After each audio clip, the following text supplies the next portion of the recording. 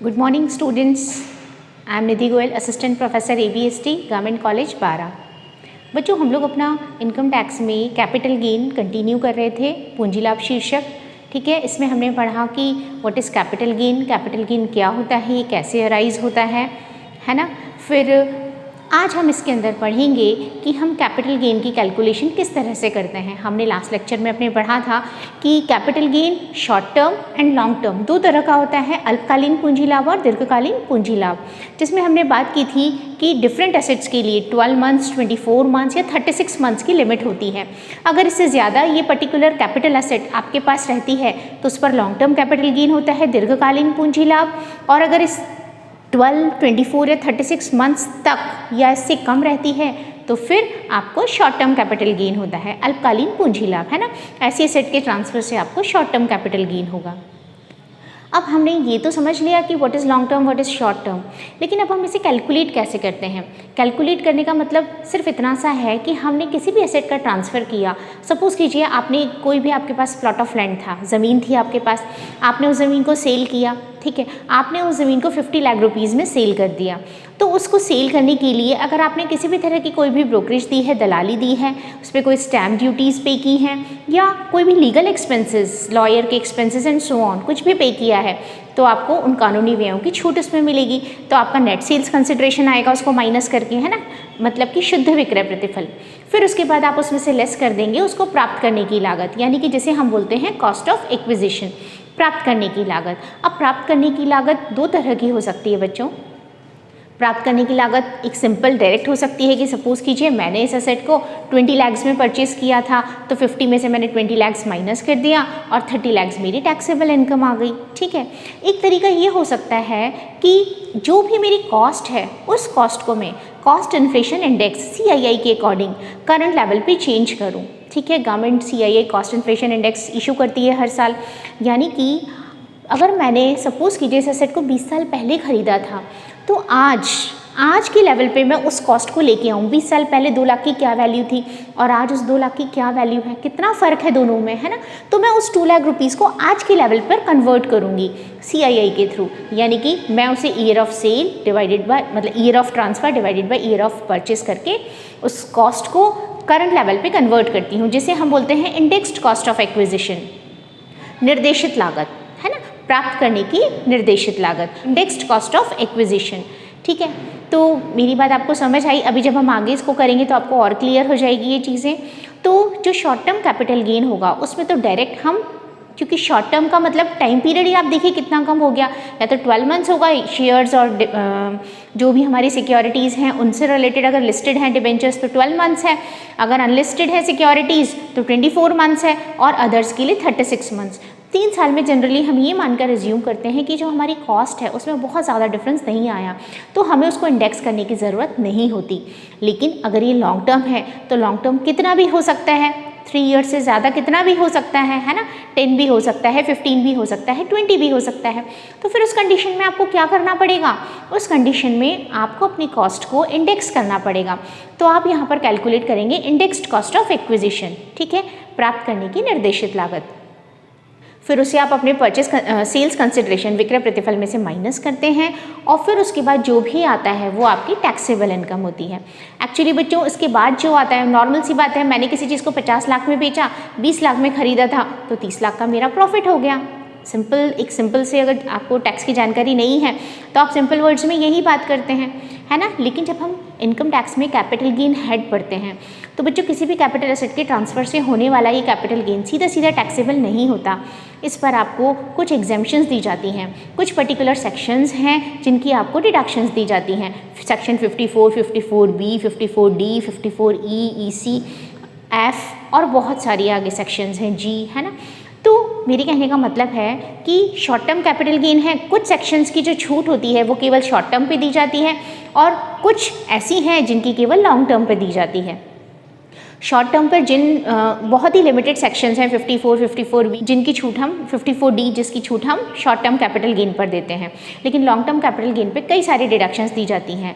इसमें ये होता है कि आपने जो भी आपको इनकम हुई है, जो भी आपको गेन हुआ है, अगर आप उसको एक प्रिस्क्राइब्ड पीरियड में, एक निर्धारित अवधि में वापस से री इन्वेस्ट कर देते हैं, किस में, वापस से किस में विनियोजित कर देते हैं, जो इन सेक्शंस में कहा गया है पर्टिकुलर, ठीक है, किसी पर्टिकुलर कैपिटल एसेट की ट्रांसफ़र से आपको जो भी पैसा मिलता है, अगर आप उस पैसे को वापस से किसी पर्टिकुलर कैपिटल एसेट में री इन्वेस्ट कर देते हैं, किसी विशेष पूंजी संपत्ति में वापस से विनियोजित कर देते हैं, तो फिर आपको इन सेक्शंस की डिडक्शन मिलती है। अच्छी खासी डिडक्शन इसमें आपको मिल जाती है और इससे आपकी जो कैपिटल गेन की टैक्सेबल इनकम है वो काफ़ी कम हो जाती है। तो देखिए अब हम देखते हैं कि किस तरीके से शॉर्ट टर्म कैपिटल गेन और long term capital gain calculate किया जाता है। ठीक है, तो बच्चों देखिए इसमें हम सबसे पहले short term capital gain calculate करते हैं। अल्पकालीन पूंजी लाभों की गणना के लिए हम क्या करेंगे, हम सबसे पहले अपना विक्रय प्रतिफल यानी कि सेल्स कंसिडरेशन लेंगे, है ना।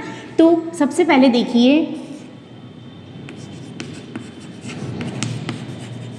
Computation of short term capital gain, इसे हम शॉर्ट में बोल देंगे बच्चों STCG। ठीक है,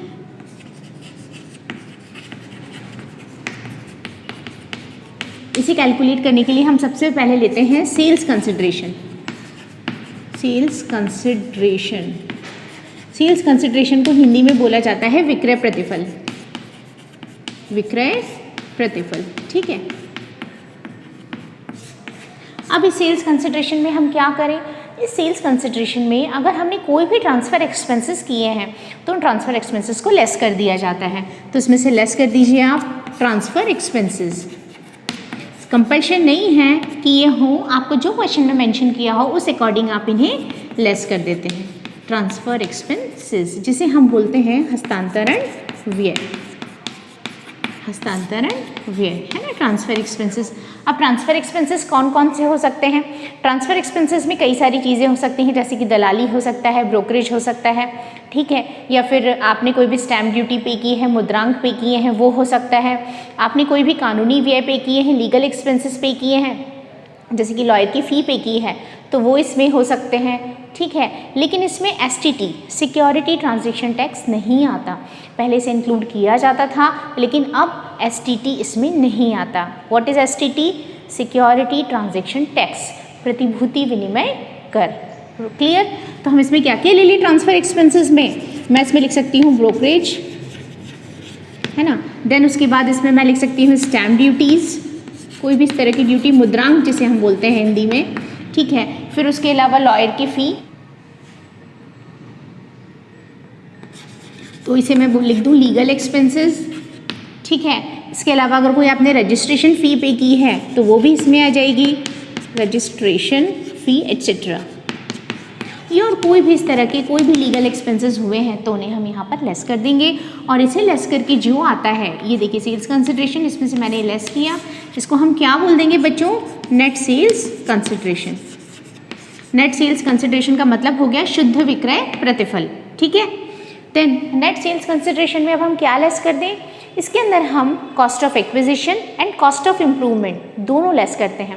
देखिए कॉस्ट ऑफ एक्विजिशन तो मैंने आपको बताया प्राप्ति की लागत, कॉस्ट ऑफ इम्प्रूवमेंट होती है सुधार की लागत। आपके पास कोई कैपिटल एसेट थी, चाहे किसी ने आपको दी है या आपने खरीदी है, आपके पास पहले से थी, अब जब आप उसको सेल करते हैं ना, तो ये नहीं है कि सिर्फ आपने उसको जब जितने में खरीदा केवल उसी की आपको डिडक्शन दी जाएगी, उसके इम्प्रूवमेंट के लिए आपने किसी भी तरह का कोई कैपिटल एक्सपेंडिचर किया है तो उसकी डिडक्शन यहाँ पर दी जाती है। ठीक है, बस ये है कि इस तरह का इम्प्रूवमेंट 2001 के बाद किया गया हो, है ना। अगर आपने 2001 के पहले इस तरह का एक्सपेंडिचर किया है तो उसकी कोई डिडक्शन यहाँ पर नहीं दी जाती। तो यहाँ पर हम लेस कर देंगे कॉस्ट ऑफ एक्विजिशन यानी कि प्राप्ति की लागत एंड इम्प्रूवमेंट, इसी के साथ हम लिख देते हैं, अगर कोई है तो दोनों को लेस कर देंगे हम, कॉस्ट ऑफ इम्प्रूवमेंट, यानी कि इसे हिंदी में क्या लिखेंगे, प्राप्त करने की और सुधार की लागत।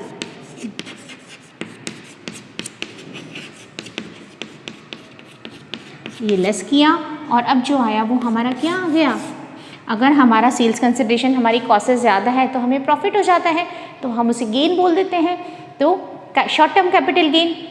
लेकिन अगर इसमें लॉस हो जाता है तो शॉर्ट टर्म कैपिटल लॉस, तो इसे हम बोल देंगे STCG, जैसे मैंने आपको अभी बताया शॉर्ट टर्म कैपिटल गेन, अल्पकालीन पूंजी लाभ।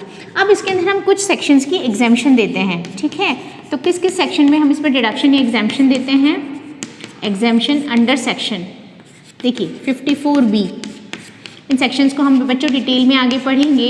54B, 54D,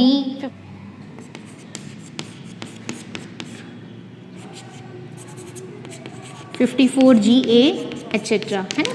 अगर है तो इन्हें लेस कर देंगे और अब जो आएगा आप उसे बोलेंगे फाइनल टैक्सेबल STCG। इसमें और इसमें क्या फ़र्क है? STCG short term capital gain. अगर मैं इसके बाद इसमें कोई भी इन्वेस्टमेंट नहीं करती हूँ दोबारा से इस पैसे का, तो मुझे पूरे पर टैक्स देना पड़ेगा। लेकिन अगर इसमें से मैंने कुछ भी पैसा इन्वेस्ट कर दिया है, ठीक है, तो इन सेक्शंस के अकॉर्डिंग मुझे इसमें से एग्जाम्पशन मिल जाएगी इन्वेस्टमेंट के बेसिस पर, विनियोग करने की शर्त के आधार पर, और फिर अब जो बचेगा अमाउंट मुझे उसी पर टैक्स देना होगा। इसीलिए इसको हमने बोला है टैक्सेबल STCG, यानी कर योग्य अल्पकालीन पूंजी लाभ। समझ आई बात आपको? तो सेल्स कंसिडरेशन जो भी है हमारा विक्रय प्रतिफल, उसमें से हम ट्रांसफर एक्सपेंसेस लेस कर देंगे, नेट सेल्स कंसिडरेशन आ जाएगा, शुद्ध विक्रय प्रतिफल, फिर इसमें से हम cost of acquisition and improvement, प्राप्ति की और सुधार की लागत लेस कर देंगे, और फिर अगर कोई एग्जाम्पशन है तो एग्जाम्पशन लेस कर दीजिए, नहीं है तो कोई बात नहीं। तो ये आपका टैक्सेबल STCG आ गया। अब STCG जिस तरह से हमने कैलकुलेट किया उसी तरह से हम LTCG भी कैलकुलेट कर लेंगे। इन दोनों में फ़र्क क्या पड़ेगा? देखिए, इन दोनों में दो जगह फ़र्क आएगा। हम यहीं पर LTCG भी कैलकुलेट करते हैं। तो सबसे पहले for LTCG long term capital gain, है ना, दीर्घकालीन पूंजी लाभ, मैंने यहाँ पर सबसे पहले ले लिया सेल्स कंसिडरेशन यानी कि विक्रय प्रतिफल, ठीक है। देन इसमें से आप लेस कर दीजिए कोई भी अगर आपके पास ट्रांसफ़र एक्सपेंसेस हैं, वही जो यहाँ पर थे सेम है ट्रांसफ़र एक्सपेंसेस, जो भी आपको दिया जाए, ठीक है। इसे हमने बोल दिया net sales consideration, fine. Then इसके बाद हमने यहाँ पर लेस किया था cost of acquisition and improvement. इसकी जगह बच्चों हम लॉन्ग टर्म की कंडीशन में indexed cost of acquisition and improvement less करेंगे। क्या करेंगे? Indexed cost of acquisition and improvement, है ना। तो यहाँ पर हम लेस कर देंगे indexed cost of acquisition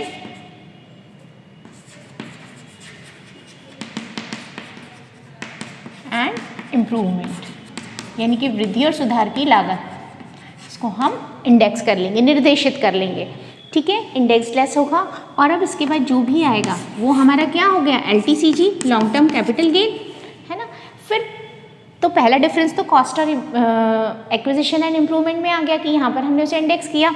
second, अब जब यहाँ पर एग्जाम्पशन देंगे ना तो यहाँ पर सेक्शंस बढ़ जाती हैं बच्चों, एग्जाम्पशन अंडर सेक्शन। अब यहाँ पर बहुत सारी सेक्शंस हैं, लाइक 54, 54B, 54D, 54E, है ना।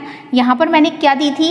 54B, 54D, G and GA, लेकिन यहाँ 54B, D, E, then F, फिर 54G, 54GA।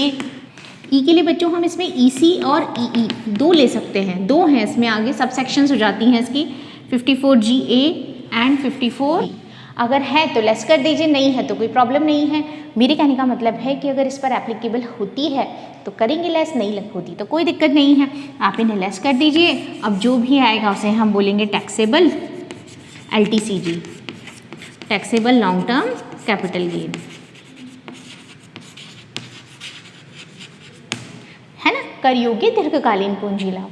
तो आई होप आपको समझ आया। जो भी आपको पैसा मिलता है ट्रांसफ़र से उसे ले लीजिए, इसमें कोई ट्रांसफ़र एक्सपेंसेस क्वेश्चन में मेंशन है तो लेस कर दीजिए। नेट सेल्स कंसिडरेशन आ गया, इसमें से आपने अगर उस असेट को एक्वायर करने में, प्राप्त करने में कोई भी खर्चा किया है या उसके इम्प्रूवमेंट पर, तो शॉर्ट टर्म में तो हम उसे डायरेक्ट लेस कर देते हैं, लेकिन लॉन्ग टर्म में हम उसे इंडेक्स करेंगे। इंडेक्स करना हम अभी आगे सीखेंगे नेक्स्ट लेक्चर में, ठीक है। देन इसमें से हम एग्जाम्पशंस लेस कर देंगे।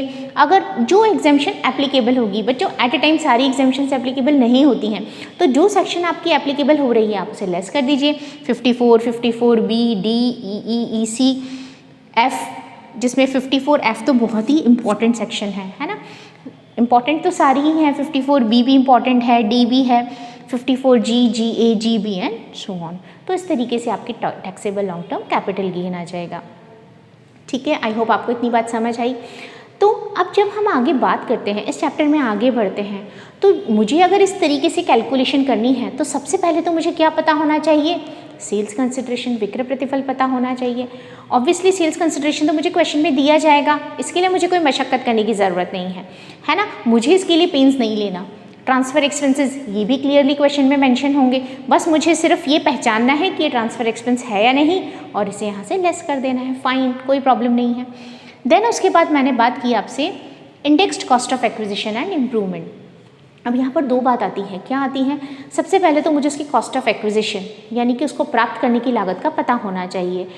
इसमें क्या होता है बच्चों, आप कहेंगे भाई हमने उसे जितने में खरीदा वही हमारी कॉस्ट ऑफ एक्विजिशन है, लेकिन हमेशा ऐसा नहीं होता कि आप हर एसेट को परचेस कर रहे हैं।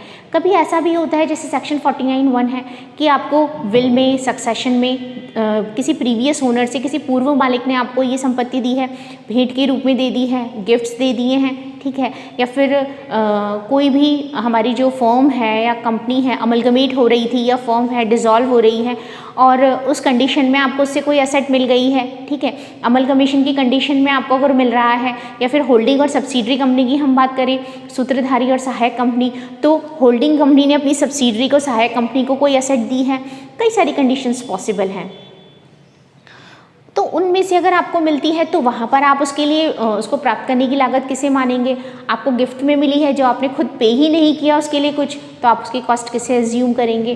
कई सारी प्रॉब्लम्स हो सकती हैं इसमें, तो इससे रिलेटेड प्रोविजंस हम पढ़ रहे हैं आगे। इसका मतलब है मुझे कॉस्ट ऑफ एक्विजिशन डिसाइड करनी होगी, पहली चीज़। दूसरा, कॉस्ट ऑफ इम्प्रूवमेंट, सुधार की लागत। सुधार की लागत में अगर हम मेन प्रोविज़न की बात करें तो अगर आपको 2001 के पहले आपने कोई भी इम्प्रूवमेंट किया है, उस पर कुछ भी कैपिटल एक्सपेंडिचर किया है, तो उसकी कोई छूट यहाँ पर नहीं दी जाती है, ठीक है। देन उसके बाद आती हैं एग्जेम्पशंस, तो ये एग्जेम्पशंस भी हम आगे पढ़ेंगे। यहाँ पर हमारा कैपिटल गेन कुछ तो ऐसे हैं जो कि क्लियरली टैक्स फ्री हैं, आपने कुछ भी नहीं किया लेकिन फिर भी आपको उन पर टैक्स पे नहीं करना है ना। कुछ तो इस तरीके के हमारे कैपिटल गेन्स होते हैं जैसे यूटीआई की यूनिट्स हैं, ठीक है, या फिर कुछ भी हो सकता है। प्रोविजंस थोड़े से चेंज हो गए हैं, equity and equity oriented funds थे लेकिन अब उसकी प्रोविजन चेंज हो चुके हैं, तो कुछ पर तो आपको क्लियरली एग्जेम्पशन मिल जाती है। लेकिन कुछ प्रोविजंस ऐसे होते हैं, कुछ प्रोविजंस ऐसे हैं जिसमें आप अगर अपना गेन, कैपिटल गेन, उसे फिर से री इन्वेस्ट करते हैं, वापस से उस पैसे को आपने विनियोजित किया कहीं पर, तो ही आपको उसकी छूट दी जाती है, और वो भी किसी पर्टिकुलर एसेट में, पर्टिकुलर टाइम पीरियड में। तो ये वही सारी सेक्शंस हैं, ठीक है। तो ये सभी कंडीशनल हैं, अगर आप उस कंडीशन को फुलफिल करते हैं तो इसकी छूट दी जाती है, तो हमें ये भी स्टडी करना है, ठीक है ना। Cost of acquisition, cost of improvement, exemptions, ये जो भी हैं वो हमें पढ़नी है। अच्छा, फिर इंडेक्स करना, आपको इंडेक्स करना भी नहीं आता, तो एक चीज़ हम पढ़ेंगे कि हम इस कॉस्ट को किस तरह से इंडेक्स करते हैं, ये एक हमारा हेड होगा। चलिए बच्चों, ये सारी चीज़ें हो गई, वेल एंड गुड, लेकिन सबसे इम्पॉर्टेंट चीज़ क्या है? आपको पता कैसे चलेगा कि ये एसेट आपके पास कितने टाइम पीरियड के लिए रही है, ये शॉर्ट टर्म है या लॉन्ग टर्म है? सबसे पहले तो आपको यही पता होना चाहिए ना कि एसेट आपकी लॉन्ग टर्म है या शॉर्ट टर्म है, इसके ट्रांसफ़र से होने वाला। ये मैं आपको लास्ट लेक्चर में बता चुकी हूँ कि हम किसी भी एसेट को अपने पास, होल्डिंग पीरियड जो है उसका डिटर्मिनेशन हमने किया था, यानी किसी भी संपत्ति को अपने पास रखने की अवधि का निर्धारण लास्ट लेक्चर में हमने पढ़ा था। उसके बेसिस पर हमें डिसाइड करेंगे कि कोई भी एसेट हमारी शॉर्ट टर्म है या लॉन्ग टर्म, और फिर उसके ट्रांसफ़र से होने वाला जो गेन है वो long term and short term होगा। फिर एक और प्रोविज़न मैंने आपसे डिस्कस किया था, मैं फिर से कह रही हूँ कि जो लॉन्ग टर्म कैपिटल गेन हो रहा है तो वेल एंड गुड, कोई प्रॉब्लम नहीं है, लेकिन अगर लॉन्ग टर्म कैपिटल लॉस हो जाता है, दीर्घकालीन पूंजी हानि भी पॉसिबल है, इट माइट बी, तो अगर आपको लॉस हो जाता है तो उसको आप शॉर्ट टर्म से पूरा नहीं कर सकते। अल्पकालीन पूंजी लाभों से दीर्घकालीन हानियों की पूर्ति नहीं की जा सकती है, ये प्रोविज़न है। इस वजह से हम इन दोनों को सेपरेट शो करेंगे। अगर हमें कोई भी लॉन्ग टर्म कैपिटल लॉस हो जाता है तो हम उसे अपनी जो टैक्सेबल इनकम जब कैलकुलेट करते हैं तो उसमें हम लॉसेस को अलग से शो करते हैं, ठीक है। शॉर्ट टर्म गेन को अलग, मतलब कैपिटल गेन हेड में ही दोनों को अलग अलग शो करेंगे, जस्ट बिकॉज इसको जब आगे ले जाया जाएगा तो उसे सिर्फ लॉन्ग टर्म कैपिटल गेन से ही पूरा किया जाता है आगे ले जाके, और किसी से भी इसे सेट ऑफ नहीं किया जा सकता। क्लियर? आपको इस पूरे चैप्टर की एक पिक्चर क्लियर हो गई है। तो अब हम अपने नेक्स्ट लेक्चर में पढ़ेंगे कि कॉस्ट ऑफ एक्विजिशन, किसी भी संपत्ति को प्राप्त करने की लागत क्या होती है, ठीक है। तो बच्चों, आप इतना पढ़िए, इतना कंप्लीट कीजिए। और फिर हम अपने नेक्स्ट लेक्चर में आगे से कंटिन्यू करते हैं कि किस तरीके से हम कॉस्ट ऑफ एक्विजिशन, किसी भी संपत्ति को प्राप्त करने की जो लागत है उसको किस तरह से डिसाइड करते हैं, हम किस कंडीशन में क्या उस एसेट की कॉस्ट होगी। ठीक है बच्चों, थैंक यू।